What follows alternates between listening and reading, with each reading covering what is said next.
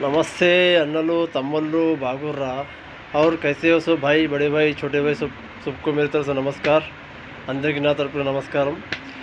చూడండి, మనము పంట పండిస్తాము, కనీసం ఒక 3 నెలలు 4 నెలలు బియ్యం పండియాలా. చేతికొచ్చే వరకు మొత్తం పండించి రైతులు కష్టపడి చేసే వరకు మనకు కంపల్సరీ ఒక 4 నెలలు పడుతుంది బియ్యం తినాలనుకుంటే, పండించిన బియ్యం. కాబట్టి బియ్యం కానీ కూరగాయలు కానీ ఎంత అవసరమో అంతే వండుకోండి.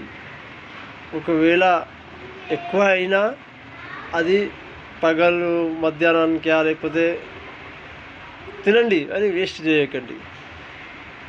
రైతులు ఎంతో కష్టపడి పండిస్తాము మనం బియ్యము, కూరగాయలు, టమాటాలు, ఏదైనా సరే.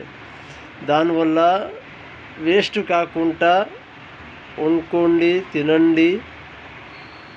కింద మాత్రం ఉల్కపోయకండి, బయట మాత్రం ఉల్కపోయకండి. ఎంత అవసరమో గంతే తినండి. ఎందుకంటే వాల్యూ ఇవ్వండి, కొద్దిగా అన్నానికి కొద్దిగా గౌరవం ఇవ్వండి. గింత అన్నం ఒక అంటూగా 6, 7, 8 ముద్దల అన్నము సిటీలో ఫుట్పాత్ల మీద 60 రూపాయలు 70 రూపాయలు తీసుకుంటారు. 10 ముద్దలు ఉంటుంది మనకు, 10 ముద్దలు కింద 10 ముద్దలు ఉంటుంది మనకు అంతే. ఆ అన్నము 70-80 రూపాయలు, సిటీలో 60 రూపాయలు తీసుకుంటారు. ఆ గంత అన్నం కూడా మనము దాన్ని డబల్ ట్రిబల్ అట్లా ఉడకవస్తాం మనం ఇంట్లో. పొద్దుగల అన్నం మధ్యాహ్నం తినము, మధ్యాహ్నం అన్నం రాత్రి తినము అనుకుంటా మిగిలిన అన్నం మనం ఉడకవస్తాం. అట్లా చేయకండి. ఆ అన్నాన్ని గౌరవం ఇవ్వండి, వాల్యూ ఇవ్వండి. మనం కష్టం పడేదే దాని గురించి, మనం సంపాదించేది దాని గురించి. ఎన్నో దూరం నుంచి వస్తాము, డ్యూటీ చేస్తాము, వస్తాము. దేని గురించి? కడుపు గురించే కదా.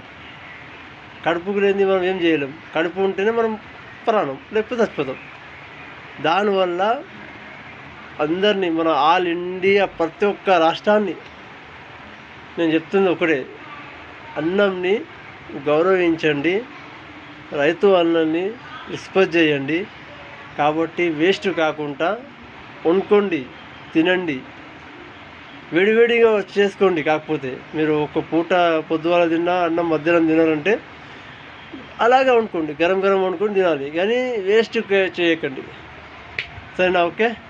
ప్రతి ఒక్క ఐటమ్ ఏదైనా కానీ, అది బిస్కెట్ కానీ, చాయ్ కానీ, ఏదైనా బ్రెడ్ కానీ, ప్రతి తినే అవసరం ఏదైనా సరే దానికి కాబట్టి వేస్ట్ చేయకండి, సరేనా? ఓకే. జై హింద్, జై భారత్.